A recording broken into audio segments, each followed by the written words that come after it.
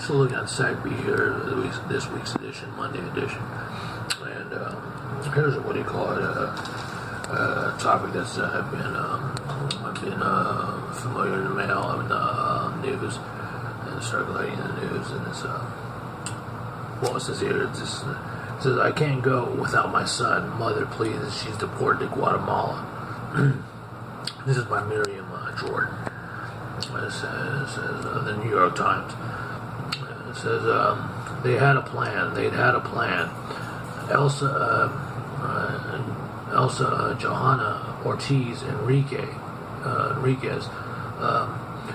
packed up what little she had in Guatemala and traveled across Mexico with her 8-year-old son Anthony.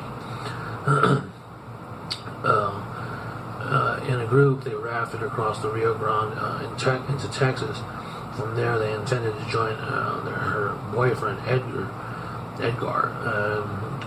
who'd found a construction job in the United States. Except it all went wrong. Now the border patrol was waiting as they made their way through, made their way from the border May 26th, and soon mother and son were on a teaming detention in southern Texas. The next part unfolded so swiftly that not even now Ortiz cannot grasp it. Anthony was sent to a shelter for migrant children, and she was put on a plane back to Guatemala. And completely devastated, Ortiz, 25, said in one of the series of videos last week from her family home in Guatemala. Her eyes swollen from weeping and her voice subdued, she said she had no idea that when and how she would see her son again.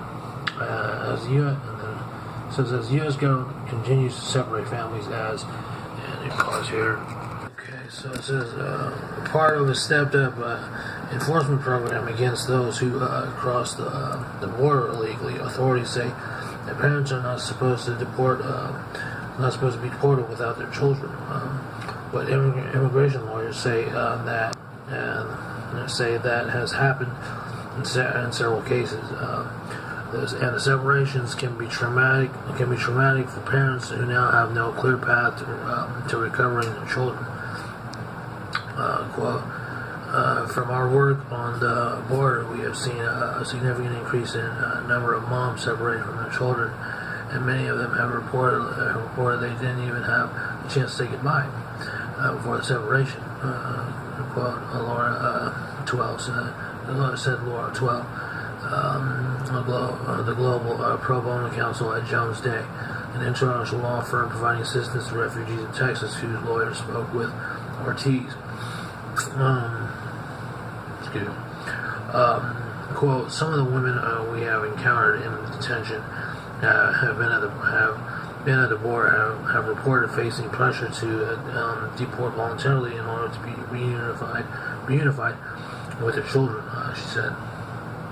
Critics say Ortiz's saga is the latest indication that the administration's new enforcement strategy was rolled out without adequate planning and processing and detention of migrant families. Migrant families.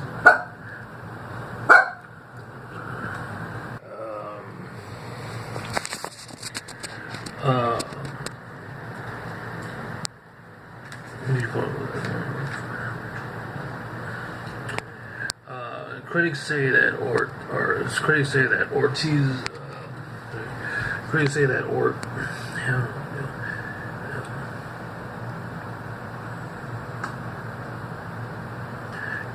Ortiz's saga is the latest indication that the administration's new enforcement strategy was rolled out without adequate planning, processing, and detention of migrant families involving 3 Homeland Security agencies: Customs and Border Protection, Immigration, Customs Enforcement, and Citizenship and Immigration Services, as well as Department of Justice and Health and Human Services. Poor coordination among them has made it hard to track children and parents whose their paths diverge in a labyrinthine system. Quote, I cannot convey enough how much utter chaos there is, said Michelle Brené, Director of Migrant Rights and Justice at at the Women's Refugee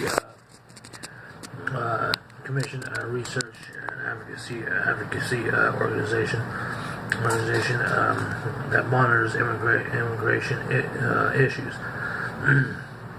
Quote, the government does not have proper system in place to track families and coordinate, end quote. In some cases, parents and children have gone weeks without being able to communicate with one another without knowing each other's whereabouts. From April 19th to May 31st, a total of 1,995 children who arrived with 1,940 adults were separated from their parents, according to administration officials. Attorney General Jeff Sessions announced that the zero tolerance, in quotations, policies officially in early May to stanch the flow of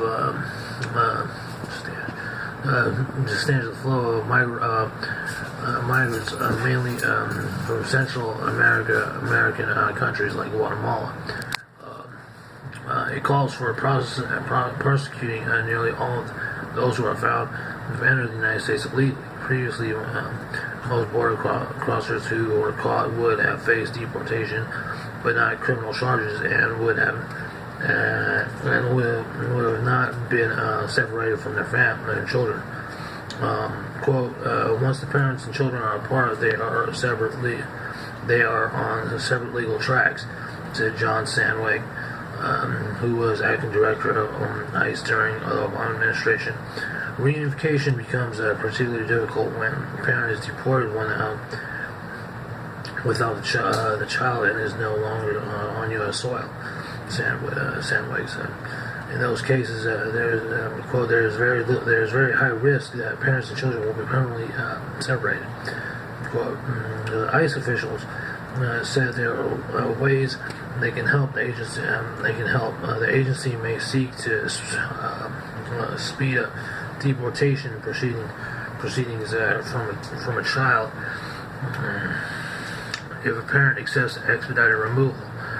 When a parent is being deported and has requested that a child accompany them, the agency works with the Department of Health and Human Services to try to make that happen. The official said the government hotline has been set up to help parents locate their children. Immigration officials say parents are not supposed to be deported without their children, and if this occurs, parents have two options. They can have a family member who is living in the United States take sponsorship and custody of the child, or the child can leave, or the child can be flown and delivered into the custody of the authorities into the parents' home country, where from there to the parents. Normally, an ICE spokeswoman said the agency worked with the Health and Human Services Department to reunite the parents and child at the time of removal, and with the consulate to assist the parent with obtaining a travel document for the child. In any case, she said the agency has procedures in place to make sure detained parents have either phone or in-person contact with proceedings related to their child. Government hotline has been set up to help parents locate their children. Says a spokesman for Health and Human Services said that the department does not discuss individual cases of minors in its facilities. Ortiz's greatest fear is that she won't be able to see the return to the United States to claim custody of her son, and without her intervention, he won't return to her. Ortiz provided detailed accounts and documentation that attest to her detention, criminal prosecution, and separation from her son. The story of how the two of them came to be in the United States involves years of difficult single parenthood in Guatemala with economic setbacks, threat of violence, and rising lawlessness in her community. She gave birth to Anthony David Tovar Ortiz on August 8, 2009, in a village in the northeastern part of the country, she said. And his father abandoned them 8 months later. I did whatever job I could to raise him, said Ortiz, who worked at the bakery and lived with her mother. A few years ago, Ortiz fell in love with a good man, she said, who treated her son as his own child, a man named Edgar, who moved to the United States to work in construction and had been sending money to help support them. He asked that his last name not be disclosed because of fears of repercussions from federal authorities. This year, Ortiz, fearful of thugs who were increasingly preying on people in her neighborhood, decided it would be best to take her son to join Edgar in the United States. They made it to Texas safely, but shortly. They made it to Texas safely, but shortly afterward, as they walked along the road, they were intercepted by border agents. The border agents arrested and taken to a station. Ortiz says she was interviewed the next day by border officials, and that is when she was told her son would be separated from her. She started to weep and weep. She said, "I beg, please don't do this. Don't take him." The officer asked her if she had any family in the United States, and she told him about Edgar. He told me your partner is not his blood relative, and we can't give the child to him," Ortiz recalled. About an hour after the officer spoke to her, an intense her son's name was called. Mother and son stood up over there at Ortiz's long protest, and I think was led away. Toby went with them.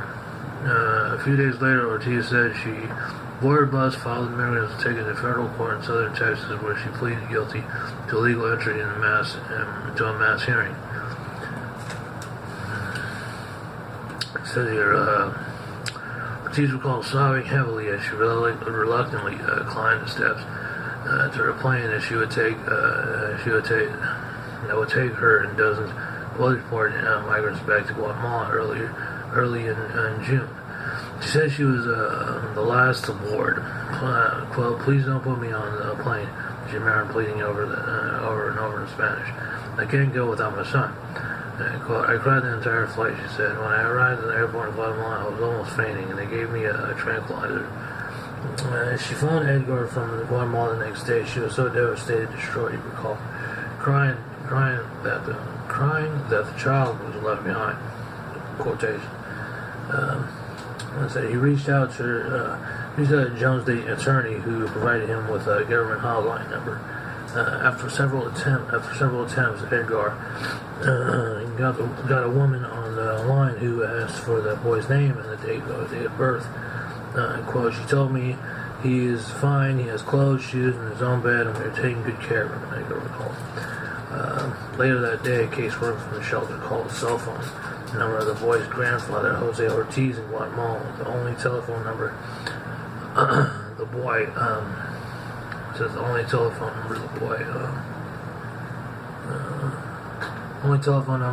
had memorized. She put Anthony on the phone, and his grandfather, he said, seemed cheerful. Quote, "He shared how he was learning English, playing games, and being well treated," Ortiz said. Finally, on Thursday, she got to speak to Anthony herself. She told him that told him to be good. They joked about an imaginary character, quote, the clown, who they always pretended slept between them in the bed they shared. But she said Anthony seemed worried about her. "Mammy, are they treating you well in the house where you are at?" Anthony asked. In quotations, "Yes," she said, knowing that he would not know. Not until the shelter worker told him, and she dreaded how he'd respond what they did, that the house was in Guatemala. And that's that article there, section from the New York Times and the SAC-B.